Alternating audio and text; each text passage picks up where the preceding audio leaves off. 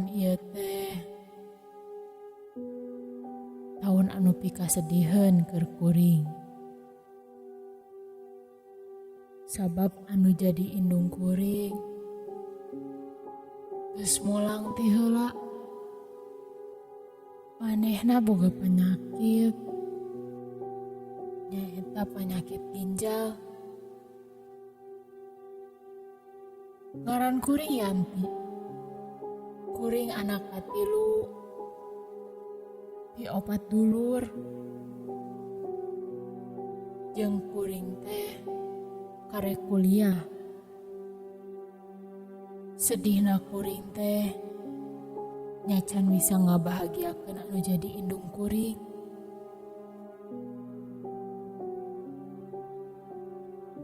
Caritana basa di imah kuring keur tahlilan kana 7 poena indung kuring teh. Kuring masih kena inget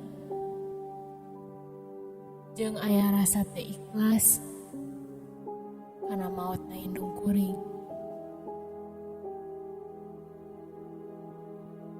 Komo deui adik kuring, manehna teh karek nginjak SMP. Sanggeus beres tahlilan, kuring cicing di loteng sabari ngahuleng. Kuring dibaturan ku adik kuring anu bungsu teh. Manehna ngomong, nah si mamah teh beut indit ti heula.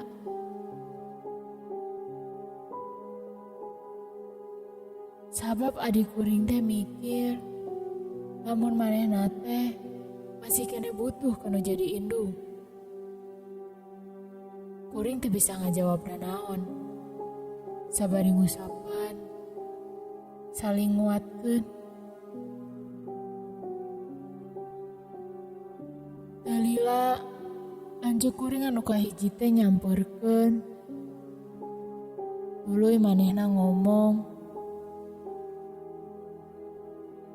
lamun kuring jeung adik kuring teh kudu bisa ikhlas.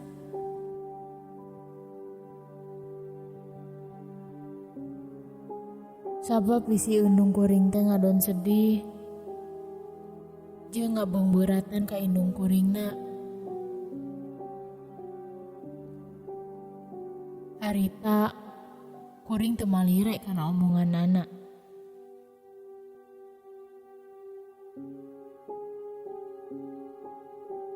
Singkat carita, adik kuring teh indit ka handap. Anu maksud manehna teh rek sare. Ari kuring mah masih kena cicing di loteng. Waktu geus nunjukkeun kana jam 12 peuting. Nya panon kuringnya geus teu kuat. Basa kuring mereumkeun panon. Ujug-ujug, hah?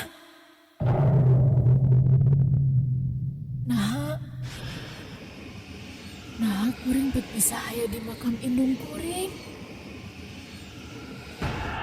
Sainget kuring aya di loteng imah kuring. Basa kuring ningali ka sabundereun teh ngan aya makam. Jeung posisi kuring teh aya di hareupeun makam indung kuring.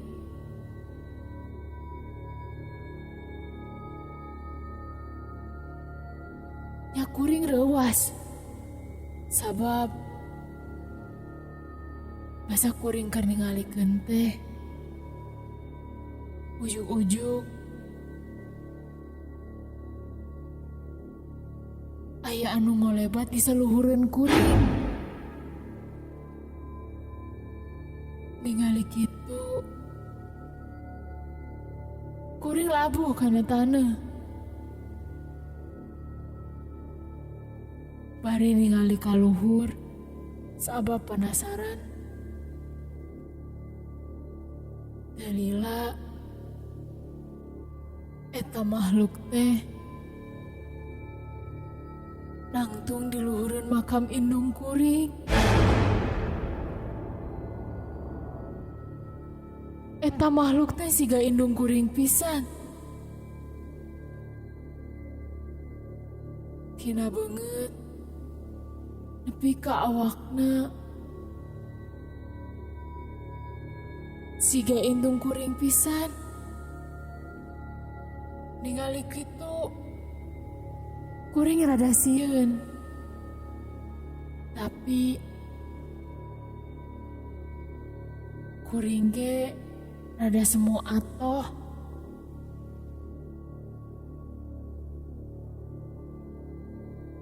Sabab kuring ngarasa bener eta teh indung kuring. Kuring ngarasa bunga sabab bisa ningali deui indung kuring. Kuring nanya ka eta makhluk, Mama? Neng, ieu mama. Ieu mama? Nya Neng, tulungan mama. Di dieu poek, mama katirisan jeung eungap. Kunaon mah? Mama kasiksa mah? Dalila, kuring hudang di loteng imah kuring deui.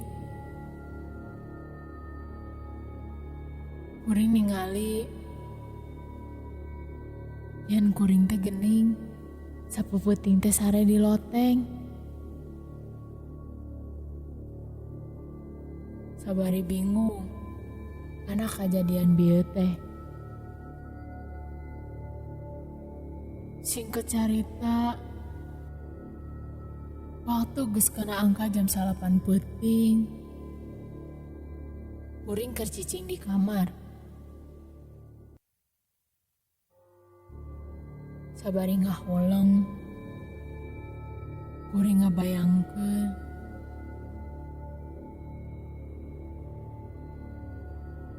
yen indung kuring teh aya keneh. Sabab kuring hayang acara wisuda kuring teh aya anu jadi indung kuring.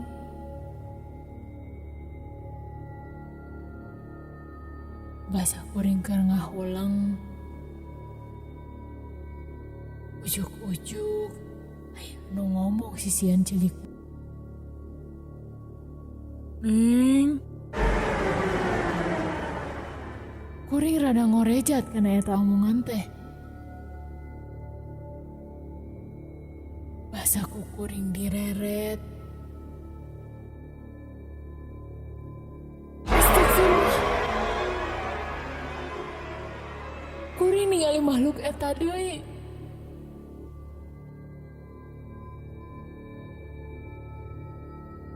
Tidinya kuring jadi percaya karena eta makhluk.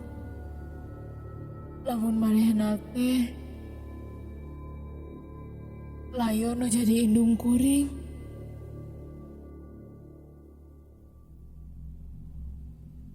Basa kuring keur ngobrol jeung manehna teh, kuring siga anu ngobrol jeung indung kuring.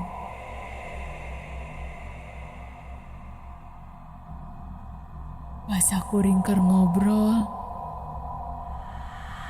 aya lanceuk kuring anu noong ti lawang panto. Dalila tidinya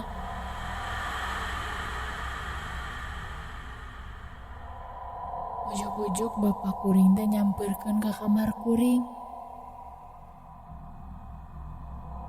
Basa bapak kuring nyamperkeun teh, indung kuring langsung ngaleungit.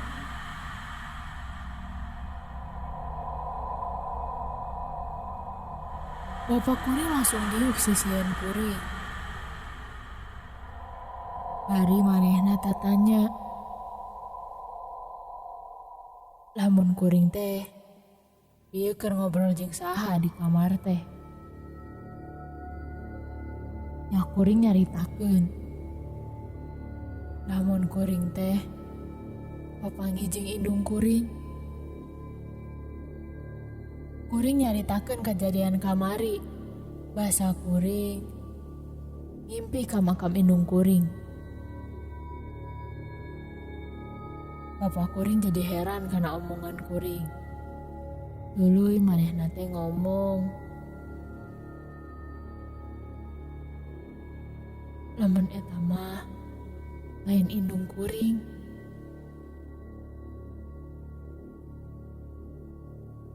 Bapak kuring ngomong, lamun eta mah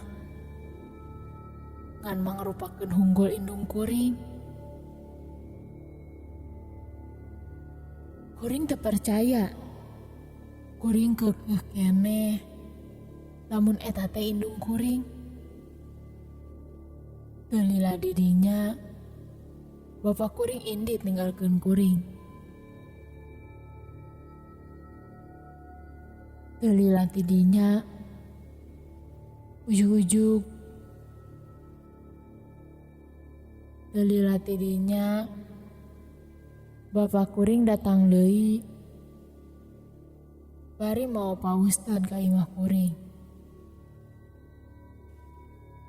Kuring ruas sabari sieun lamun indung kuring terek diusir. Basa keur babacaan teh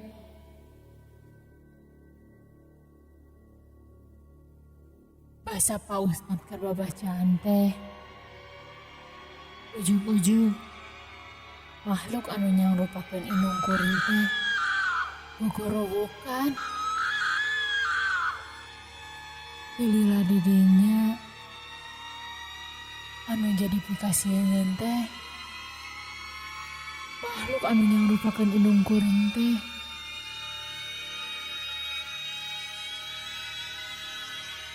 nah jadi robah. Kulitnya jadi hancur. Awaknya jadi begang. Tuluy awakna teh getih hungkul. Jadinya kuring ngarasa lamun eta makhluk teh lain indung kuring.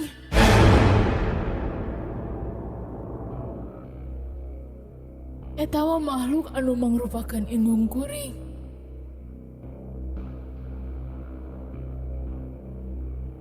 Tuluy Pak Ustad macakeun ayat kursi.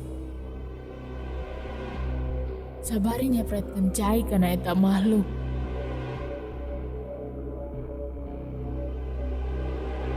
Eta makhluk teh gogorowokan. Siga anu kanyanyerian. Lila ti dinya eta makhluk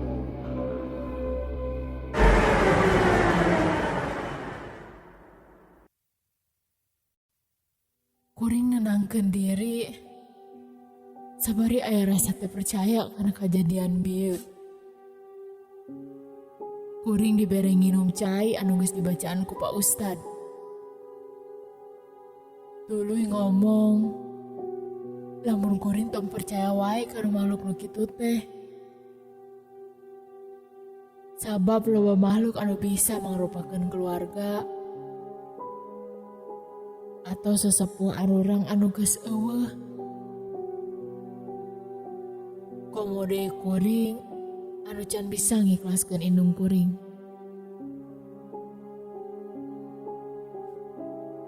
Pak Ustad ge ngomong, wajar mun kuring ngarasa sedih ditinggalkeun kuno jadi indung. Tapi tong kamalinaan oge. Sabab rasa can ikhlas kuring ge bisa nyieun kuring cilaka sorangan.